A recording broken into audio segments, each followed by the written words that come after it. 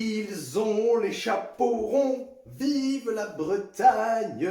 Ils ont les chapeaux ronds, vive les Bretons. La vache de notre village a de cornes par devant. Il y en a qui en ont davantage, mais ça ne se voit pas vraiment autant. Et bon, Jamie Tissard, on va se faire le débrief de ce OGC Nice Stade Brestois. Évidemment, bien évidemment, je suis obligé de chanter dans ce match, dans ce débrief. Évidemment, s'il y a des bons pronos, je te les mets là, juste là. Aki, Ako, Aka et Ben Sigur. Voilà, donc s'il y a des bons pronos, évidemment, n'oublie pas le partenariat avec Aloura Shop. Tu bénéficies de 10% sur tout le site internet alourashop.com. La description et le lien est dans la description, les amis. Et mon deuxième partenariat avec Nice Actu, le numéro 1 de l'information de l'OGC Nice sur Instagram, sur Facebook et évidemment sur YouTube. Tous les liens sont dans la description, les gars. Évidemment, n'hésite pas à t'abonner aussi à ma chaîne. Mettre un petit like, mettre un petit commentaire, à partager à tous tes amis niçois, mais aussi à tous tes amis brestois. Hein. Bien évidemment, moi personnellement, ça m'apporte rien, mais pour le référencement YouTube, ben, ça m'apporte beaucoup. Et je peux me faire découvrir comme ça, les gars. Je peux peut-être travailler pour RMC, Bein Sport ou encore l'équipe du soir pour un petit peu soulever tous ces journalistes qui font de la merde. Et on attaque ce débrief dès les premières 15 premières minutes de ce match. Bah, tout simplement, les Niçois essayent de se projeter très rapidement vers l'avant. Ils mettent un petit peu de peps dans ce match, une très bonne conservation de balle, une récupération du ballon très haute. Les Niçois dominent leur vis-à-vis. Et la première occasion va venir sur un coup de pied arrêté de Amine Gouiri. Et c'est une superbe tête de Andy Delors qui va être dégagée par le gardien de Brest, Bizot, qui va sortir son plus grand arrêt sur ce match. Une très grosse pression est mise par l'OGC Nice dans ce match et Benitez n'a toujours pas touché son premier ballon. Enfin, en tout cas, n'a toujours pas sorti sa grande parade en fait. Hein. Donc, ça en dit long sur la domination de l'OGC Nice et son gros pressing. Un très gros pressing de l'OGC Nice, comme je le dis, un très gros pressing sur le porteur du ballon. Tout simplement, l'OGC Nice ne laisse pas Brest s'organiser, ne laisse pas les attaquants, ne laisse pas la défense pouvoir partir en contre-attaque dans ce match. Et l'OGC Nice gère complètement ce match. Et dès la 15e minute du match, on a déjà 78% de possession de balle pour l'OGC Nice, beaucoup de sérénité au sein de cette équipe, beaucoup de contrôle, hein, évidemment, que ce soit défensivement ou offensivement. Il faut annoter le très bon match de Stengs dans ce match et tout simplement, l'OGC Nice ne manque plus que scorer pour pouvoir concrétiser un petit peu tout ce qui se passe dans ce match.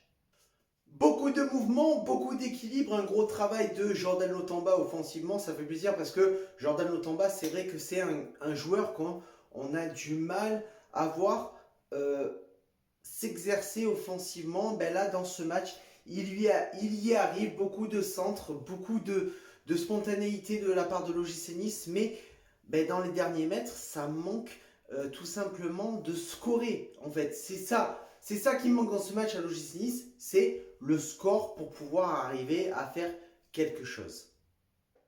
Et on attaque cette deuxième mi-temps et sur cette deuxième mi-temps, tout simplement les Aiglons insistent sur le camp brestois, et ainsi sur le camp brestois, les Brestois n'arrivent pas à poser le pied sur le ballon et l'OGC Nice continue d'insister sur ce côté-là, puisque c'est comme ça qu'ils arrivent à mettre la pression. Les Brestois subissent dans leur moitié de terrain, la pression niçoise est omniprésente. Stengs va trouver la barre dans cette deuxième mi-temps. Est-ce que c'est un petit peu cet ascendant psychologique que prend l'OGC Nice dans ce match? Tout simplement, l'OGC Nice peut faire plus, l'OGC Nice peut beaucoup plus pousser, l'OGC Nice prend un ascendant psychologique dans ce match, et c'est à la 61e minute que l'OGC Nice va pousser le bouchon, va marquer ce deuxième but avec Melvin Bard, avec Delors qui va trouver Guiri sur le côté gauche, qui va le propulser pour un centre, qui va trouver la tête de Melvin Bard, qui va marquer son premier but en rouge et noir tout simplement. Ça fait 2-0 pour l'OGC Nice, et après vérification de la VAR, l'OGC Nice mène 2-0 ce soir face à Brest. Et ce soir, c'est tout simplement un collectif, c'est tout simplement le travail d'une équipe, le travail d'un groupe, un collectif tout simplement. Un collectif, c'est ce qu'on cherchait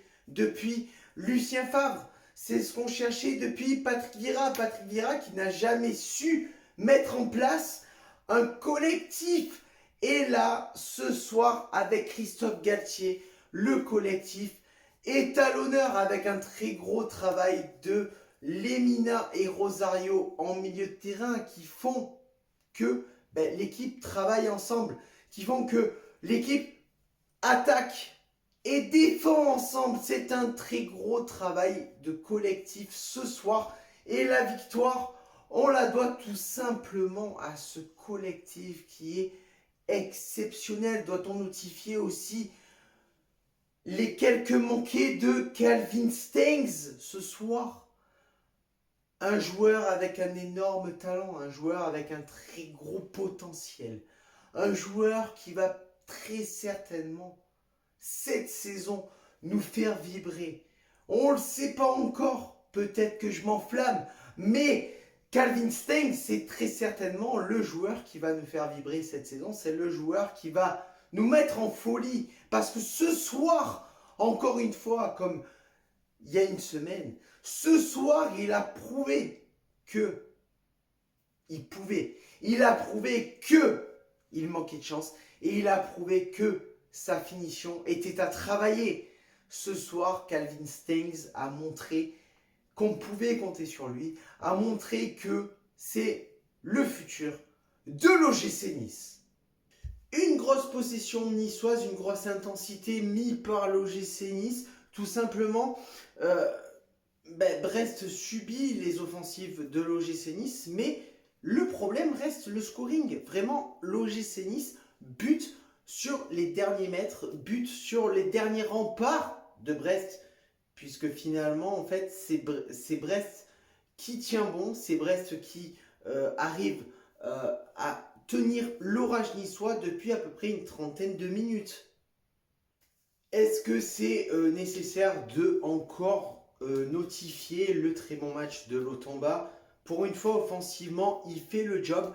Un très bon match encore de Melvin Bard, que ce soit défensivement, que ce soit offensivement. Stengs qui fait, on va dire, un déballage de toutes ses capacités techniques. Mais malgré la domination de l'OGC Nice, malgré tout simplement les efforts qu'ils peuvent faire avec Delors ou encore d'autres joueurs comme Amine Gouiri, l'OGC Nice a du mal à mettre ses combinaisons en exécution, tout simplement. L'OGC Nice a du mal à concrétiser ses attaques. L'OGC Nice a du mal à concrétiser ses temps forts parce que le bloc brestois est très solide et le bloc brestois arrive à tenir.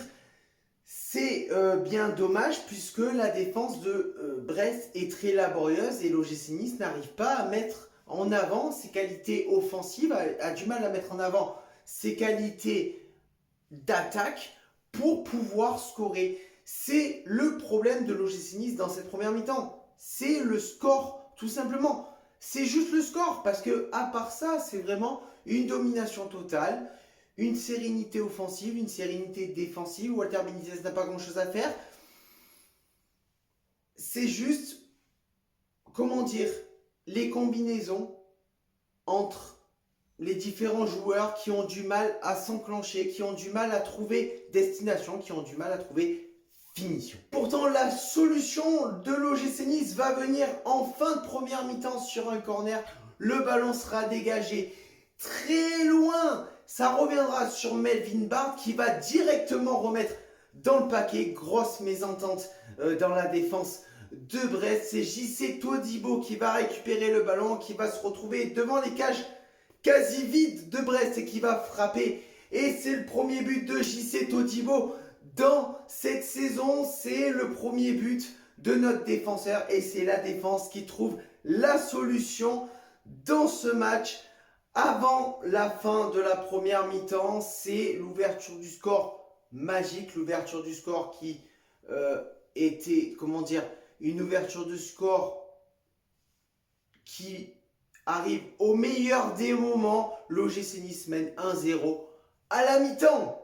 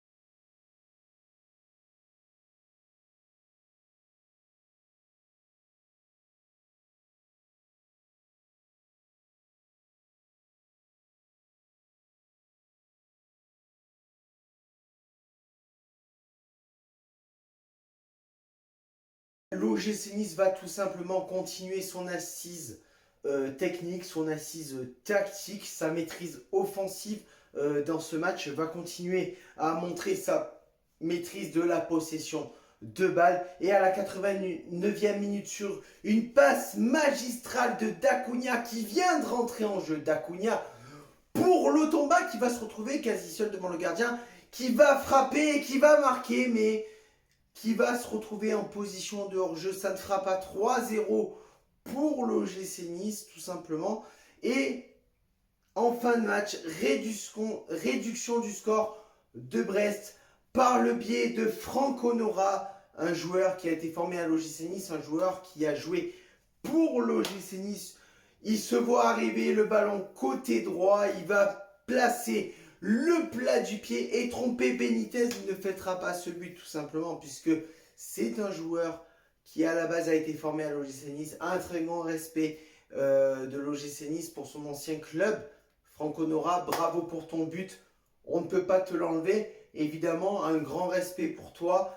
L'OGC Nice va gagner ce match 2-1. Ce n'est pas un clean sheet ce soir. C'est un but encaissé par Franco Nora, un ancien niçois. Donc, je dis pas que ça fait plaisir, mais ça fait plus plaisir que de se prendre un but par un joueur lambda ou un joueur formé par le club adverse. Sur ce, amis Nissa, on se retrouve très prochainement après la trêve hivernale pour d'autres débriefs et on se retrouve pour des nouveautés.